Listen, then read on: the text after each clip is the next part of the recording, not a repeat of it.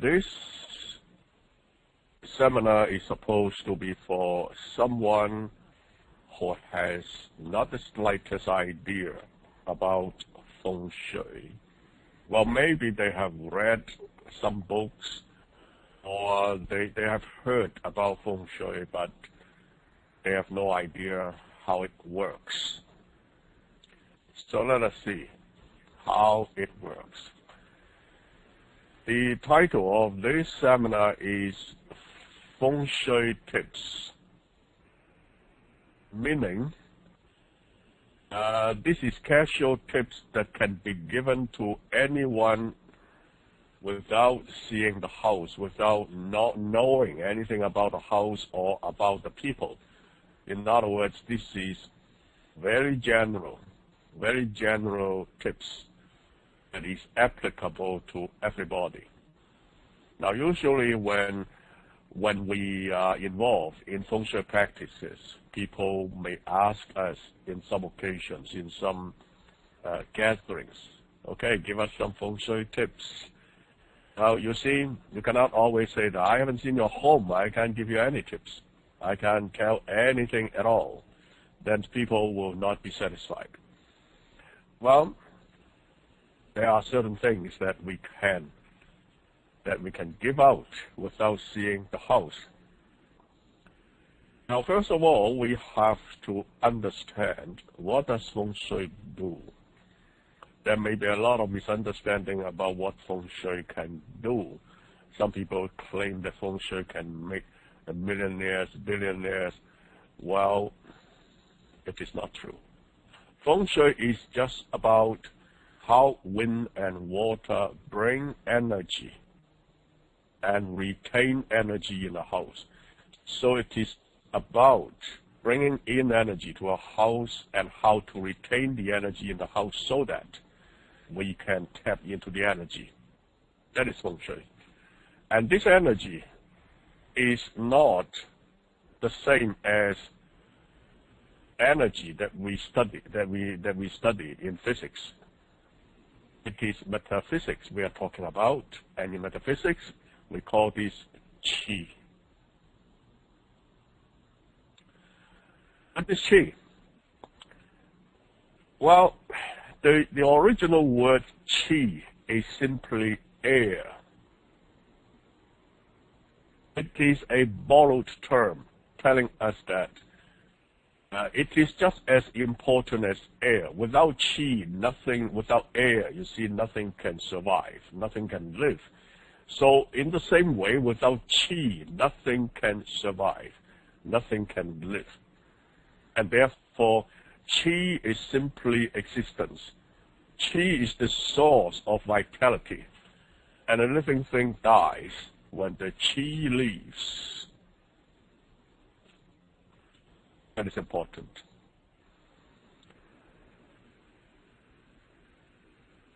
What does qi do? Well, active energy is responsible for wealth. Some qi are active.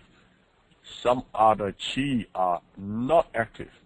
The active part is responsible for wealth. It does work.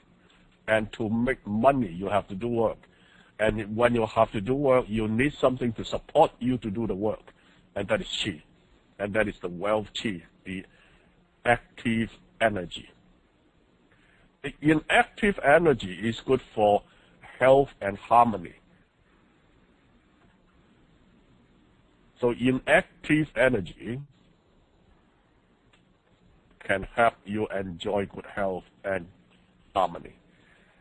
Good Feng Shui can bring people wealth, health, and happiness. Now, this tells you what Feng Shui can do. Now, although it says it brings people wealth, it doesn't mean that using Feng Shui, I can, or anyone else can, make someone a millionaire, a billionaire. If that is true, they should make a billionaire out of themselves first. That is not true. By saying Feng Shui can bring people wealth, I mean Feng Shui can supply the necessary qi to make money. That is to say, it helps you to do work to create wealth. It doesn't bring you wealth directly. It brings you the tools. It brings you the energy that you can use in making money. And that the right kind of energy is important. Everybody can use a different kind of energy to make money. So that part should be tailor-made. Now, we talk about yang qi and yin qi. We mentioned before that active energy is called yang qi. Inactive energy is called yin qi. We mentioned before there is energy that is active, there is energy that is inactive. Well, now, in order to use a more technical term, we will call this yang qi and yin qi instead. The balance of yin and yang is the key to good feng shui. So that is another thing we have to know. Good feng shui is about the balance of yin and yang. Now, it doesn't mean that if a house is not too dark and not too bright, then it is a balance of yin and yang. It doesn't mean that. It means where should be bright, there is brightness.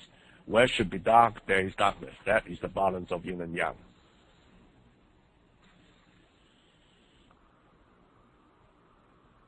Now, these feng shui tips that we are going to talk about are just like vitamin pills and supplements.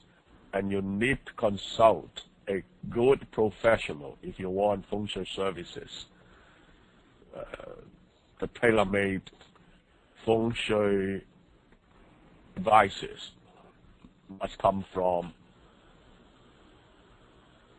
a trained professional.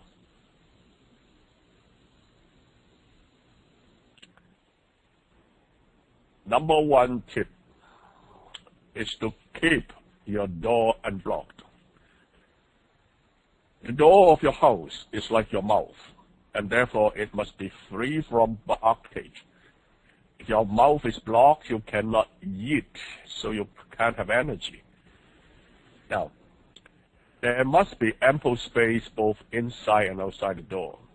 Otherwise, your mouth is either blocked outside or blocked inside, so you cannot eat.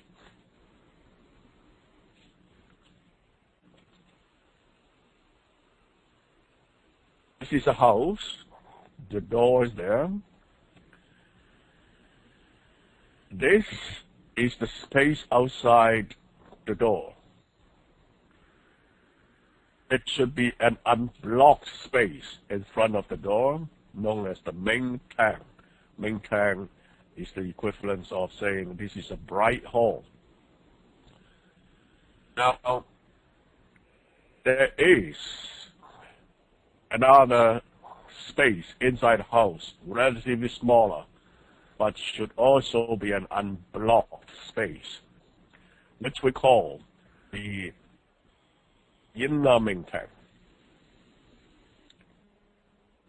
Well, qi can then come in these directions in a winding way to be collected in the outer main tang.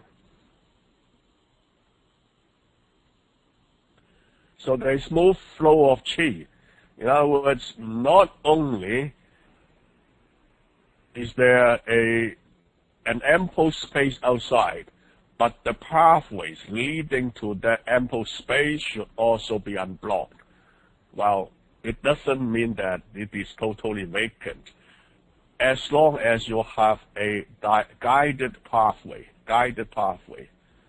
to bring the qi into the outer main tang in a winding and loving way, then it is good feng shui. All right?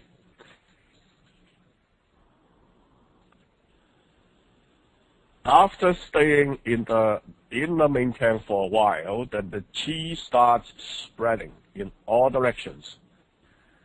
And there should be guided pathways inside the house so that the qi can flow smoothly in a winding manner. So in that case, then the entire house will be filled with the necessary qi.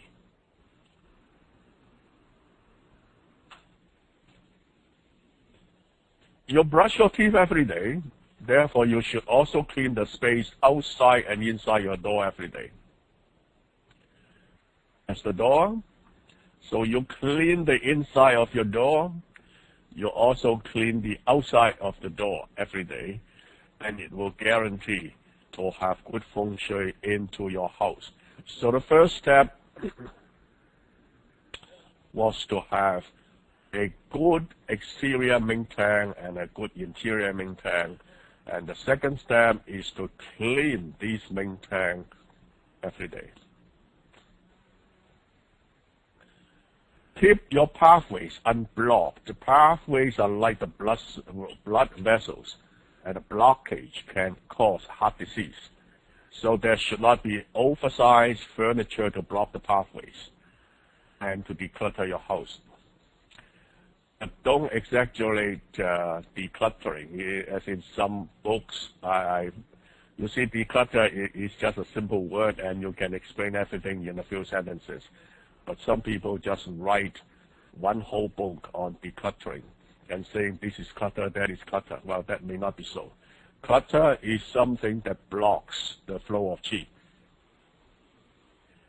It may not be the clutter under the definition. You see, if you have oversized furniture, that is clutter already. Even though you use it every day, that is clutter. That is inappropriate. But if you have something that you never use it, because for ornaments, well, you see, not everything in our house are to be useful. It can be just ornamental. You know, ornamental, as long as they look beautiful and placed appropriately, then it is good. That this is not clutter. You don't have to use it. It is not clutter. So we have a very simple definition for clutter here. Is anything that blocks the flow of qi is clutter. Finished. Have a nice metal sound in your house. Now that would be the easiest advice to anybody, no matter which house, no matter in which house you have sickness energy, even if this is the most healthy house. Why? Because sometimes the sickness energy can be good. It's not necessarily totally bad, because what causes sickness is just some kind of energy, but this energy, the bringing sickness, is not the only character of that particular energy. The energy is also capable of doing a lot of other things. But if you can get rid of the negative part of the energy and just use the positive part of the energy, then the energy can be useful. It is just that people are afraid of sickness. That's why when they see something that can bring sickness together with some other good things, they will say, okay, this is sickness energy. I don't want sickness energy. And they are afraid to hear that in your house you have sickness energy. Well, if we give them a different term, let's say there's health energy in the house, health energy. And the health energy can, if unbalanced, can bring sickness. Okay? That is a much better choice of the word so that people can accept much better. So now, in your house, in every house, there is health energy. But health energy must be appropriate. If it is inappropriate, then it will bring sickness. And to make it appropriate, we use the sound of metal, because the sound is the energy that can pacify the health energy so that it brings good things to the people. And so it is easy. Well, among these three, I like the best is the piano. You see, if you find a piano in any house, just tell the people, okay, no matter you know how to play the piano or not, play it. It will convert the health energy into something always positive, and it will not bring sickness.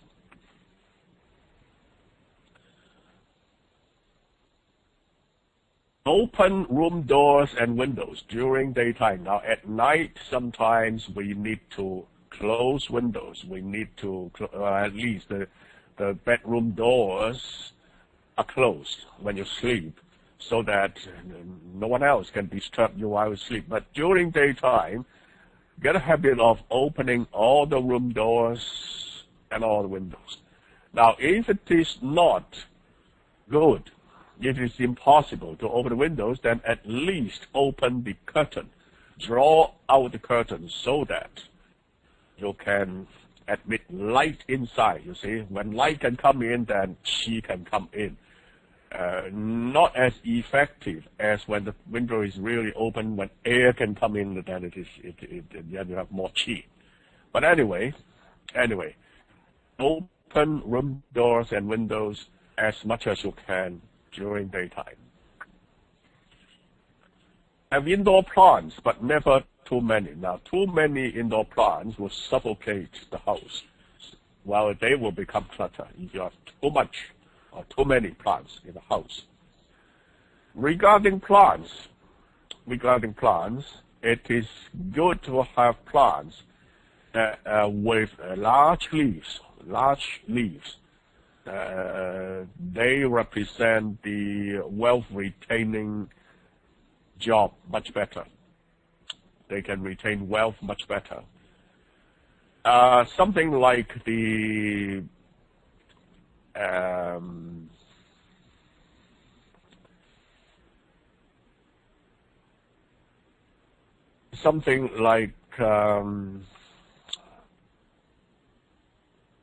a plant with too many spikes and thorns will not be so good because they are just too aggressive. But they can also be used to fight against sha qi. When there is sha qi, when it's bad, when there's something unsightly coming in from a certain direction, place such plants there, and it can take care of the bad qi coming in that direction.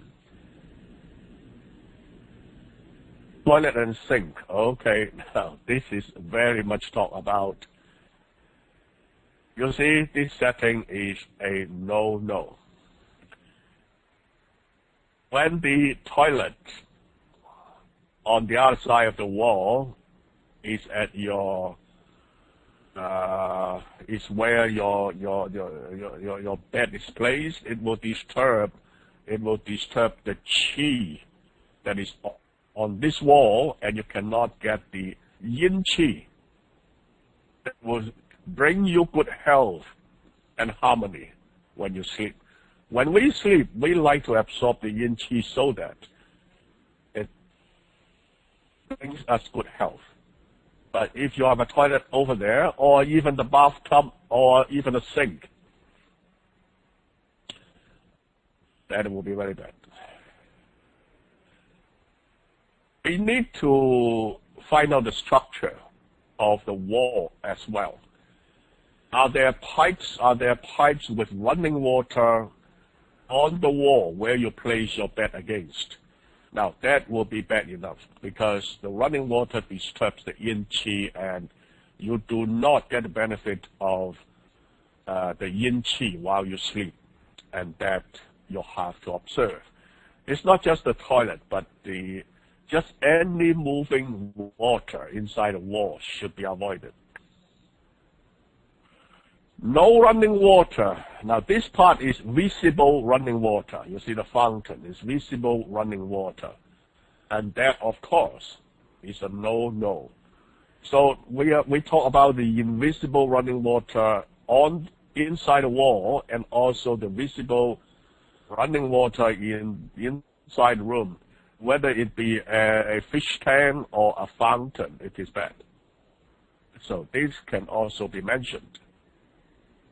Avoid circular design in the bedroom. Well, I'm not saying that you cannot have anything circular in the bedroom. You can, but if it is something that brings too much action in the bedroom, then, well, on the one hand, this may be good for young people who desperately want a baby, okay, but not that good for people who need, okay, well, I need to rest quietly when I sleep.